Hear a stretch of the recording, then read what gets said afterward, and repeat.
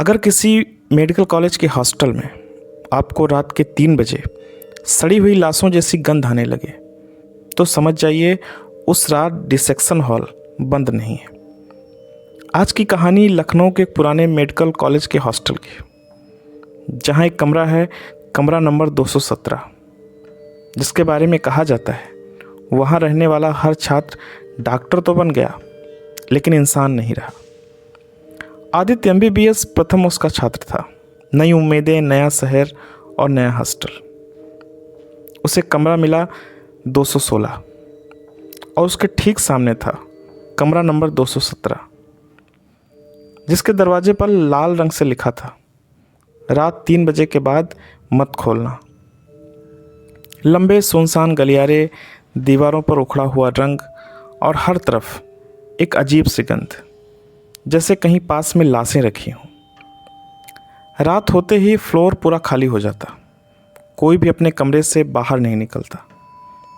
Senior छात्र राहुल ने आदित्य को रोका, कमरा 217 के सामने ज़्यादा देर खड़े मत होना और अगर रात में कोई आवाज़ दे तो अनसुना कर देना।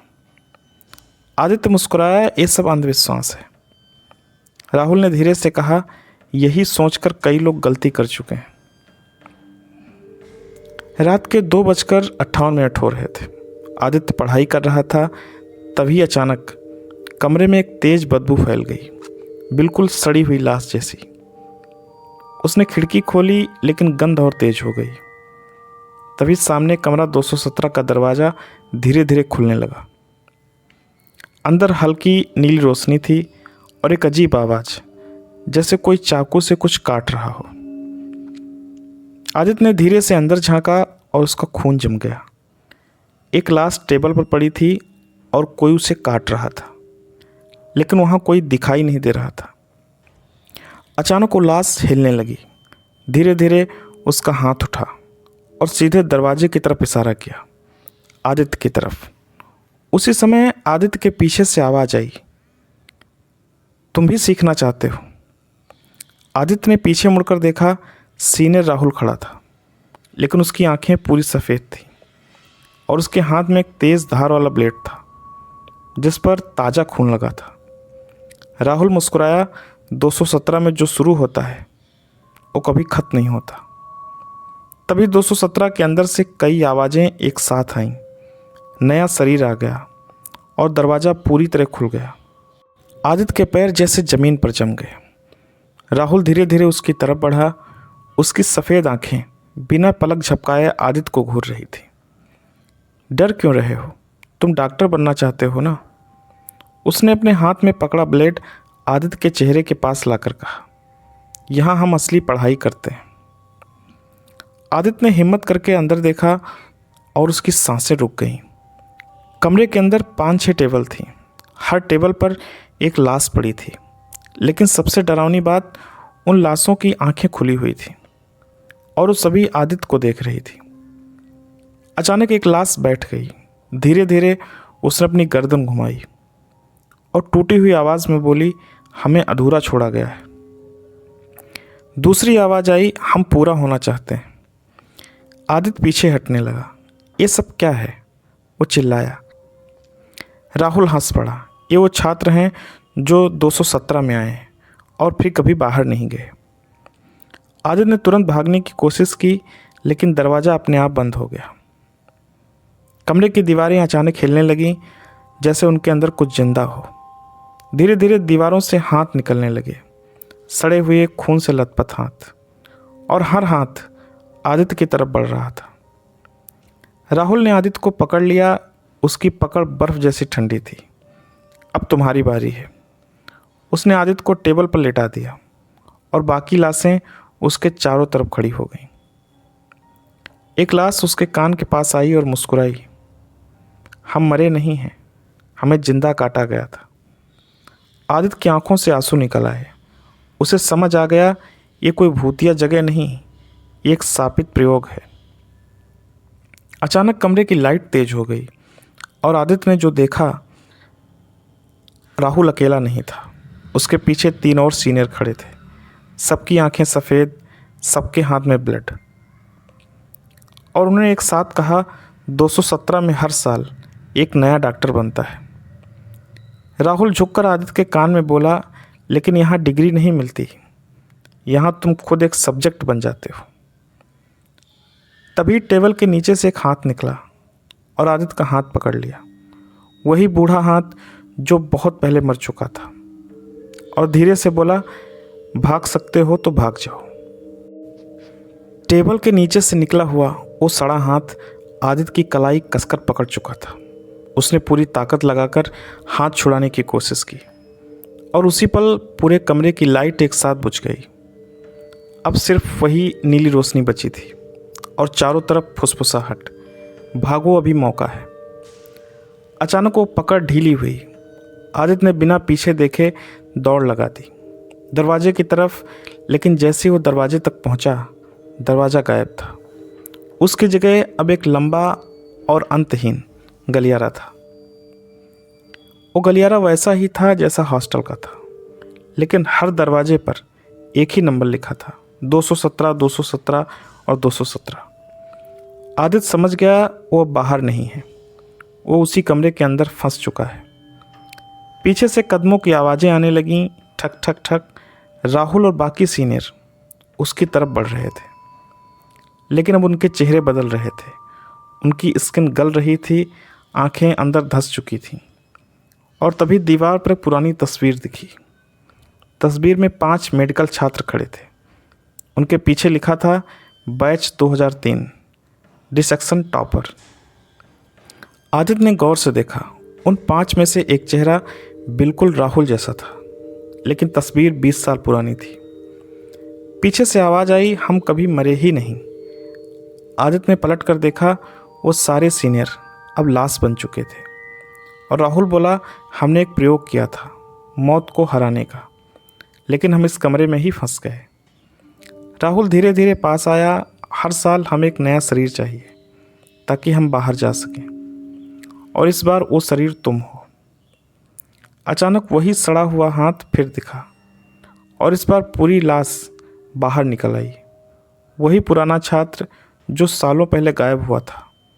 उसने चिल्लाकर कहा, इनकी बात मत सुनो, ये कभी बाहर नहीं जा सकते। कमरा ज़ोर ज़ोर से हिलने लगा, दीवारें टूटने लगीं, सभी लाशें आदित्य की तरफ झपटने लगीं।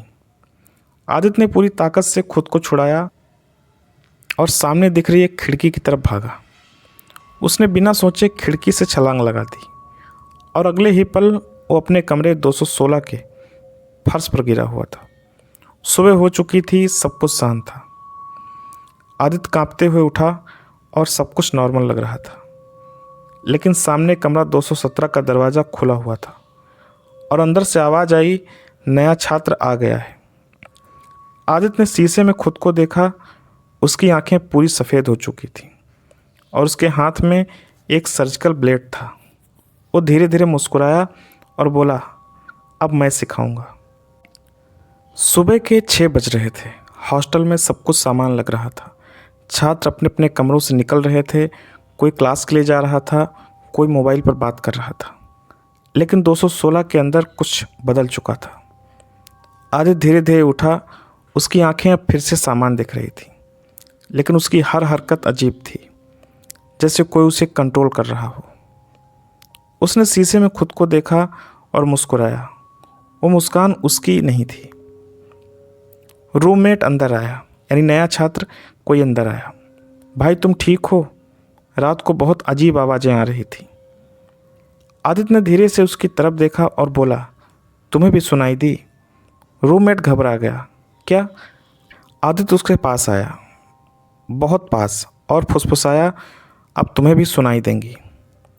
डिसेक्शन हॉल में प्रोफेसर पढ़ा रहे थे। एक लाश टेबल पर रखी थी। सभी छात्र नोट्स बना रहे थे, लेकिन आदित्य बस उस लाश को घूर रहा था। अचानक उसने धीरे से कहा, ये गलत काट रहे हैं। पास खड़े छात्र ने पूछा, क्या? आदित्य ने बिना देखे जवाब दिया, कट यहाँ से लगना चाहिए, नस यहाँ है। अचानक वो आगे बढ़ा और प्रोफेसर के हाथ से चाकू ले लिया। सभी चौंक गए, अरे क्या कर रहे हो? लेकिन आदित्य ने इतनी सफाई से कट लगाया कि प्रोफेसर भी कुछ सेकंड के लिए चुप रह गए। और धीरे से बोले, तुम पहले भी ये कर चुके हो।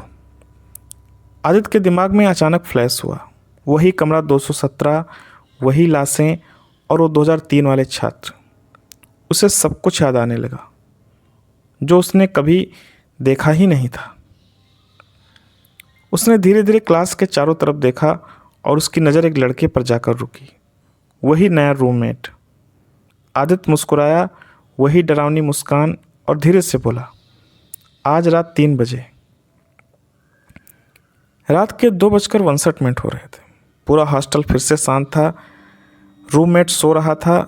तभी कमरे में वही सड़ी हुई गंध फैलने लगी। कमरा 217 का दरवाज़ा अपने आप खुल गया। आदित्य धीरे से उठा, उसकी आंखें फिर से सफ़ेद हो गईं और उसने रूममेट को झकझोर कर उठा दिया।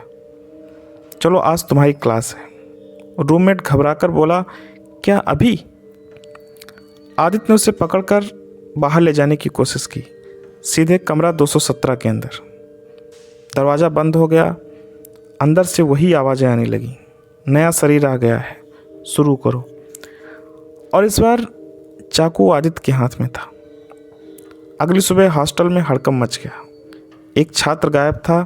कमरा 217 फिर से बंद था, जैसे कुछ हुआ ही नहीं। लेकिन अब कमरा 216 के अंदर आदित्य अकेला नहीं था। अगली सुबह पूरा हॉस्टल पुलिस और एक कॉलेज स्टाफ से भरा हुआ था। एक और छात्र गायब था। सब कह रहे थे शायद भाग गया होगा, घर चला गया होगा, लेकिन कोई भी कमरा 217 के पास जाने की हिम्मत नहीं कर रहा था। उस दिन हॉस्टल में एक नए वार्डन आए, नाम डॉक्टर विनय त्रिपाठी। बहुत सख्त, बहुत शांत, और उनकी नज़र सीधे जाकर रुकी कमरा 217 पर। उसने धीरे से पूछा, एक कमरा हमेशा बंद क्यों रहता है? कोई जवाब नहीं आया। वार्डन ने पुराने रिकॉर्ड निकलवाए, फाइलें खोलीं, और जो उसने देखा उसका चेहरा बदल गया। रिकॉर्ड में लिखा था, पिछले 25 सालों में 12 छात्र गायब, सभी का हॉस्टल, वही फ्लोर, और सभी का आखिरी लोकेशन कमरा 217। एक पुरानी फाइल में एक नाम बार बार लिखा था, डॉक्टर विनय त्रिपाठी, बैच 2003। वार्डन के हाथ कांपने लगे, क्योंकि वो खुद वही इंसान था। अचानक उसके दिमाग में फ्लैश हुआ, वही डिसेक्शन हॉल, वही प्रयोग, वही 5 छात्र, और कमरा 217 अब ज़मीन पर गिरा पड़ा था और चिल्लाया, नहीं, ये फिर से शुरू नहीं हो सकता। उसे सब याद आ गया। 2003 में उन्होंने एक प्रयोग किया था, इंसान की आत्मा को शरीर से अलग करने के लिए, लेकिन वो आत्मा कमरे में फंस गई, और अब वो हर साल एक नया शरीर ढूंढती है। अचानक 217 का दरवाज़ा अपने आप खुल गया। अंदर से आवाज़ आई, वापस आ गए विनय? वार्डन की आंखों से आंसू निकल आए। वो धीरे धीरे अंदर गया, और जो उसने देखा वो सीनियर, वो लाशें, और अब आदित्य भी उनके पास खड़ा था। लेकिन उन सब के पीछे एक और आकृति भी थी, एक साया जो इंसान नहीं था। उस साये ने धीरे से कहा, ये सब मेरे हैं, तुमने दरवाज़ा खोला था, अब ये कभी बंद नहीं होगा। वार्डन चिल्लाया, मैं इसे ख़त्म कर दूंगा। उसने पास रखा केमिकल उठाया और पूरे कमरे में आग लगा दी। आग फैल गई, पूरे कमरे में चीखें गूंजने लगीं, नहीं, हमें मत जलाओ।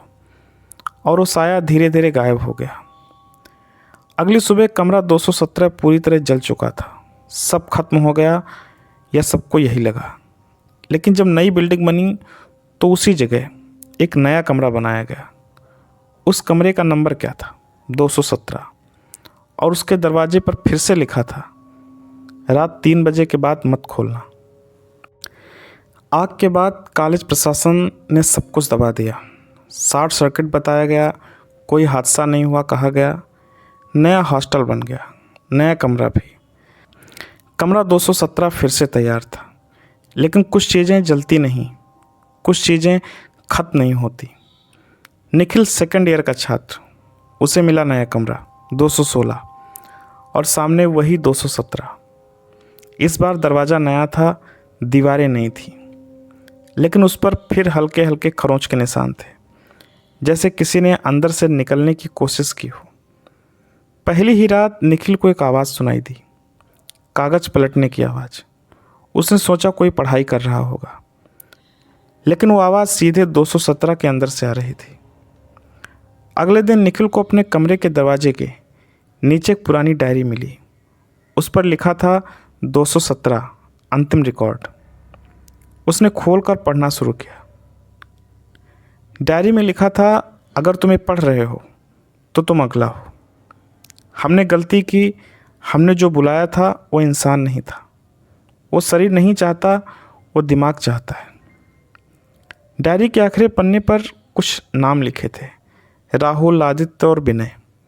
और सबसे नीचे एक नया नाम खुद ब खुद उभर आया, धीरे धीरे निखिल।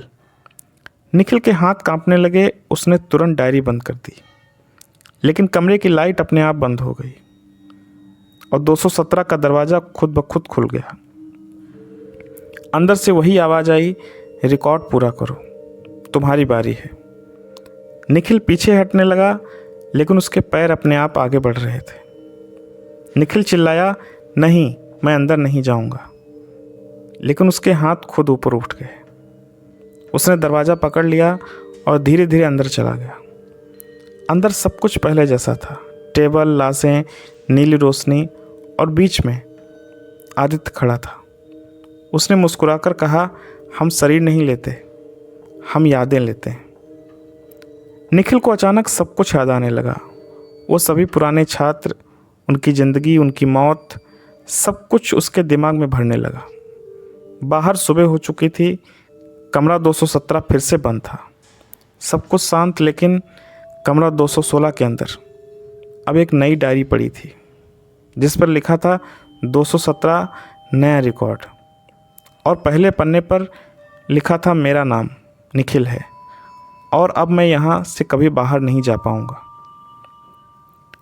कुछ कमरे सिर्फ दीवार और दरवाजे नहीं होते, कुछ जगहें यादों को खाती और इंसानों को अंदर जोड़ लेती। कमरा 217 अब भी खुलता है।